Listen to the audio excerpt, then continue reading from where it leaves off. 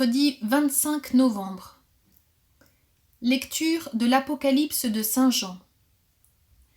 Moi, Jean, j'ai vu dans le ciel un autre signe, grand et merveilleux. 7 anges qui détiennent 7 fléaux. Ce sont les derniers, puisque s'achève avec eux la fureur de Dieu. J'ai vu comme une mer de cristal, mêlée de feu, et ceux qui sont victorieux de la bête, de son image et du chiffre qui correspond à son nom. Ils se tiennent debout sur cette mer de cristal. Ils ont en main les cithars de Dieu. Ils chantent le cantique de Moïse, serviteur de Dieu, et le cantique de l'agneau. Ils disent : Grandes, merveilleuses tes œuvres, Seigneur Dieu, souverain de l'univers. Ils sont justes, ils sont vrais, tes chemins, roi des nations. Qui ne te craindrait, Seigneur ? À ton nom, qui ne rendrait gloire ? Oui, toi seul es saint. Oui, toutes les nations viendront et se prosterneront devant toi. Oui, ils sont manifestés tes jugements. Parole du Seigneur. Nous rendons grâce à Dieu.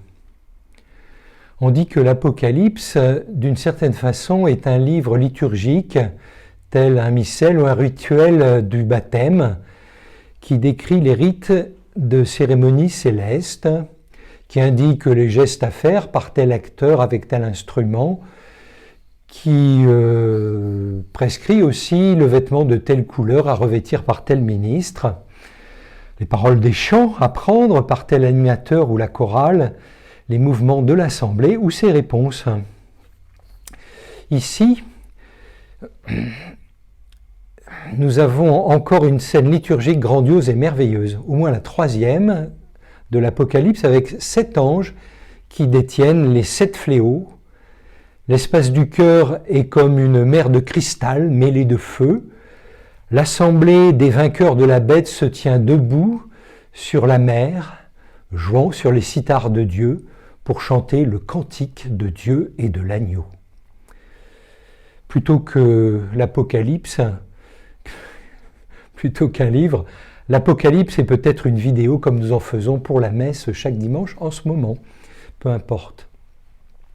L'essentiel est de comprendre que la liturgie qui se passe là-haut dans le ciel est toujours en relation avec ce qui se passe ici-bas sur la terre. Les deux, terre et ciel, vont de pair. Ce qui commence au ciel déclenche ce qui se déroule ensuite sur la terre. Et aujourd'hui, pour la 3e fois au moins, l'événement liturgique céleste déclenche une nouvelle série de 7 fléaux terrestres. Comme après l'ouverture de chacun des 7 sceaux du livre de l'agneau, comme après la clameur de chacune des 7 trompettes, maintenant, après le chant de Moïse et de l'agneau, ce sont 7 anges resplendissants, vêtus de lin pur, qui reçoivent 7 coupes d'or, et ils vont, chacun à leur tour, déverser la colère de Dieu sur la terre, déclenchant une série de 7 nouveaux ravages. Demain, je reviendrai sur le fait que ces fléaux ne sont jamais qu'un don de l'amour de Dieu. Aujourd'hui, je voudrais simplement attirer votre attention sur l'intensification des combats qui se déroulent sur la terre, suscités par la liturgie céleste, au fur et à mesure que nous tournons les pages de l'Apocalypse. Ce livre, en effet, ne raconte pas l'histoire chronologique du monde. À l'inverse, il ne décrit pas non plus, toujours diversement, le même moment, toujours le même de l'histoire. L'Apocalypse nous interpelle simplement sur les misères que nous traversons aujourd'hui. Et ces figures, ces visions nous indiquent que la mission charitable de l'Église à travers le temps devient toujours plus exigeante. On aurait pu croire que la mission de l'Église et les orientations du monde en viennent progressivement à converger, à s'intégrer l'une l'autre au cours de l'histoire. Or, l'Apocalypse nous donne à voir exactement le contraire. L'antagonisme entre les liturgies du ciel et les événements du monde grandit au cours des siècles.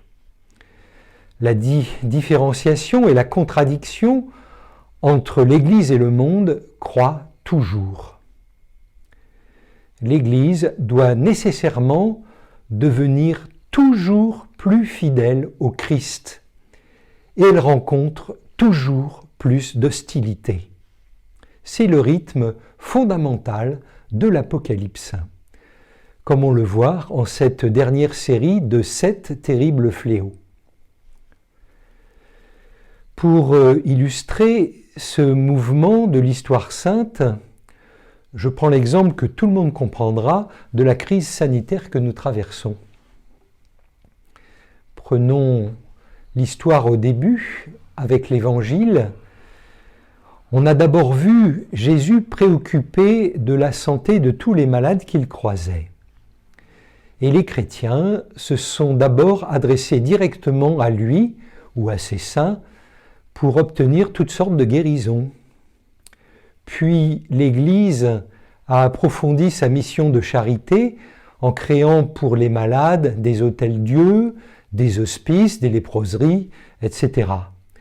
Je ne suis pas historien, mais nous savons qu'ensuite des ordres religieux se sont multipliés et structurés pour assurer le soin des malades, plus ou moins aidés en cela par le roi qui prenait une part de la charge. Puis la Révolution a précipité la laïcisation de l'hôpital, mais des cliniques chrétiennes et des religieuses à l'hôpital public ont toujours voulu lui apporter un surcroît évangélique. Pour y avoir été aumônier, je sais tout le bien qui se fait à l'hôpital. Mais je sais aussi, sans proportion évidemment, mais tout de même, les inhumanités comme l'avortement qui s'y passe. On sait aussi les intérêts financiers colossaux en jeu. Et aujourd'hui, c'est presque tout le pays qui est confiné comme à l'hôpital, et le gouvernement qui décide de la santé de chacun des Français, et qui, pour l'instant, interdit de célébrer la messe. Eh bien, je reconnais là le mouvement de radicalisation évangélique qu'indique l'Apocalypse. Faut-il protester que la liturgie céleste de la messe reste à l'origine du salut pour toute la terre? Ou faut-il affiner notre sens évangélique en suivant les consignes sanitaires par solidarité et discerner mieux que jamais comment témoigner du véritable évangile? L'Apocalypse nous offre à la fois le salut comme reçu de la liturgie céleste, et l'Apocalypse nous presse à vivre une sainteté toujours plus authentiquement charitable. Amen.